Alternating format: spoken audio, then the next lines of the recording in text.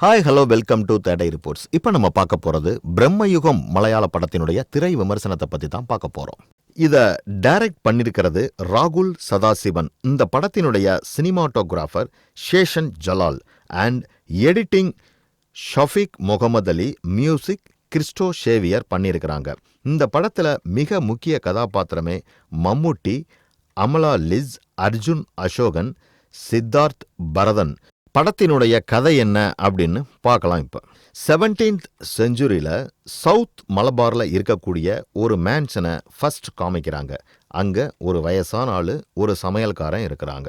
ஒரு சிங்கர் ஒரு இடத்துல இருந்து தப்பிச்சு இந்த மேன்ஷனுக்கு வர்றான். அங்கே அவ தேடுறது கிடைக்காது. பட் அவனை அங்கிருந்து தப்பிக்கவும் விடமாட்டாங்க.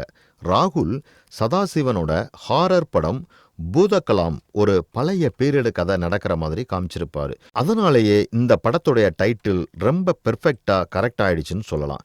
இப்போ இவருடைய படம் பிரம்மயுகம் அப்படியே ட்ரெண்டிங் பண்ணியிருக்கிறாரு. இந்த கதையோட இன்ஸ்பிரேஷன் எது அப்படின்னு நம்ம சொல்லோம்னா, கேரளாவுடைய கதை சாத்தான் அண்ட் அவங்க கிட்ட மாற்ற அப்பாவிங்க தான். ஆனால் இவருடைய 2 படத்துக்கும் ஒரு கனெக்ஷன் இருக்குது. அது என்ன அப்படின்னா, இந்த உலகத்தில் மிக ஆபத்தான இடம் எது அப்படின்னா நம்மளுடைய மைண்டு தாங்க. இந்த படத்தினுடைய சினிமாட்டோகிராஃபர் ஷிஹால்ட் ஜலால் ஃபுல் படத்தையும் பிளாக் அண்ட் ஒயிட்ல எடுத்து வச்சிருக்கிறாரு. அந்த காலத்தோட பயங்கரமான கதைகளை ஒவ்வொரு ஜெனரேஷன் கிட்டையும் சொல்லிட்டு வர்றதை நம்மால் பார்க்க முடியுது. இந்த கதை வெறும் நம்மால் 17th செஞ்சுரிக்கு மட்டும் கூட்டிட்டு போலங்க. அந்த டைம்ல ஒரு கேரக்டர் எப்படி மாட்டிக்கிறாங்க, ஒரு பிரச்சனையிலிருந்து எப்படி தப்பிக்கிறாங்க அப்படிங்கிறதையும் ரொம்ப எக்ஸலண்டா காமிச்சிருக்கிறாருன்னு தான் நம்ம சொல்ல முடியும். கதைக்குள்ளே போனோம் அப்படின்னா, அர்ஜுன் அசோகன் தேவனா நடிச்சிருக்கிறாரு அண்ட் மம்முட்டி கொடுமுன் போட்டியா நடிச்சிருக்கிறாரு. ஸோ தேவன் ஃபர்ஸ்ட் வாட்டி கொடுமுன் போட்டியை பார்க்குறாரு. அப்பதான் ஆடியன்ஸையும் பார்க்குறாரு. அதாவது தேவனுடைய பெர்ஃபெக்டிவ்ல தான் கொடுமுன் போட்டியை பார்க்க வைக்கிறாங்க. ஆனால் இந்த படத்தில் வரக்கூடிய மம்முட்டி 50 வருடங்களுக்கு முன்னாடி எப்படி ரொம்ப சாமிங்காகவும் வலம் வந்தார் அப்படிங்கிறதான் இந்த படத்தில் சீரியஸாக. பட் ஆனால் அப்படி இந்த படம் இல்லைங்க. பார்க்கறதுக்கு பார்த்தோம் அப்படின்னா பயங்கரமான சிரிப்பு, அவருடைய தோற்றமே ஒரு ரொம்ப வித்தியாசமாக இருக்குன்னு தான் சொல்லணும். மம்முட்டிக்கு இது ஒன்றும் புதுசு கிடையாது. ஆனால் இந்த ரோலை எடுத்து பண்ணுறது, இந்த படம் கண்டிப்பாக 1994 வந்த படமான அதூர் கோபாலகிருஷ்ணன் வித்யன்ல இருந்து இன்ஸ்பிரேஷனாக ஆயிருக்குன்னு தான் நம்ம சொல்லணும். இந்த படத்தில் பார்த்தோம் அப்படின்னா, ஒரு லேண்ட்லார்ட் அவங்களுடைய வேலைக்கார ஆளாக கொடுமைப்படுத்துகிறாரு. அதே மாதிரி தான் இந்த படத்துலையும் மாஸ்டர் சலே இந்த கதையை எடுத்துட்டு வராங்க. மம்முட்டி ஒரு பவர்ஃபுல்லான ஆள். இவர்கிட்ட இருந்து தேவனையும் குக்கையும் எல்லா விஷயத்தையும் ஒழிக்க பார்க்குறாங்க. இந்த படத்தில் மிக முக்கிய பயங்கரமான விஷயம் என்ன அப்படின்னா, மம்முட்டியோட பயங்கரமான முக பாவனை தாங்க. அவருக்கு ஏதாவது ஒரு பிடிக்காத சத்தம் கேட்ட உடனே ஒரு சடனாக அவருடைய முகத்தில் இமீடியட்டாக ஒரு ஃபீலிங் தெரியும். அவருக்கு அந்த விஷயம் பிடிக்கல அப்படிங்கிறது அவருடைய கண்ணை வச்சே நம்ம கண்டுபிடிச்சிட முடியும். அதை வச்சே நம்ம தெரிஞ்சுக்கலாம் ஏதோ பெருசா பண்ண போறாரு அப்படின்னு. இவருடைய எல்லா ஷாட்லையும் ரொம்ப லோ ஆங்கிள் வச்சு எடுத்திருக்கிறாங்க. இதனாலேயே இவர் ஒரு அத்தாரிட்டியா ஏதோ ஒன்று செய்ய போறாரு அப்படின்னு நம்ம தெரிஞ்சுக்கிற முடியும். அந்த படத்துல வரக்கூடிய கேரக்டர் மற்றும் பயம் இல்லைங்க, பார்க்குற நமக்கும் மம்முட்டியோட கேரக்டர் பயமா தான் இருக்கும்.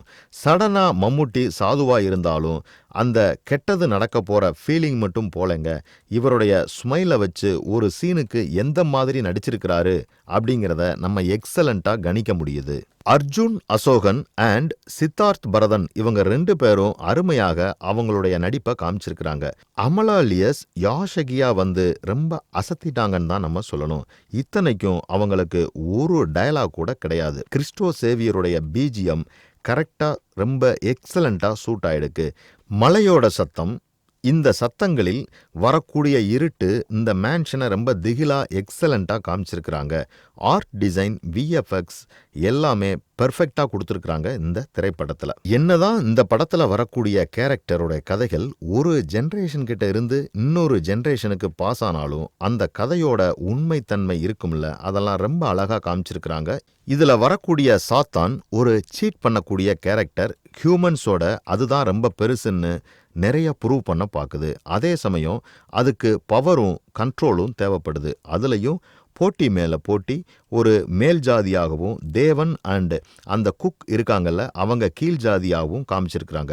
இந்த படத்தை பார்க்கும்போது நமக்கே நிறைய கேள்விகள் தோணுது. கேஸ் போட்டிக்கு இருக்கிற அதே பவர் இந்த 2 பேருக்கும் இருந்த ஒரு வேலை இது நல்லா இருந்திருப்பாங்களா, இல்லைன்னா பவர் வந்தா தான் எல்லோருமே நல்லா இருப்பாங்களா, இல்லை மாறிடுவாங்களா, இல்லை நம்ம ஹியூமன்ஸுக்கு சாவுன்னு ஒன்று இருந்தா பட் இந்த சாத்தானுக்கு இருக்காதா அப்படிங்கிற மாதிரி வெவ்வேறு விதமான கோணங்கள்ல நமக்குள்ள கேள்விகள் எழும். மொத்தத்தில் இந்த படம் எப்படி இருக்கு அப்படின்னா, ஒரு ஹியூமன் மைண்டை அதோட லேயர்ஸில் ரொம்ப அழகா எக்ஸலண்ட்டாக படம் பிடிச்சு அதை திரையில பார்க்குறப்ப ரொம்ப சிறப்பாக காமிச்சிருக்கிறார் தான் சொல்லணும் டைரக்டர். இயக்குனருக்கு நமது மனமிகுந்த பாராட்டுக்கள்.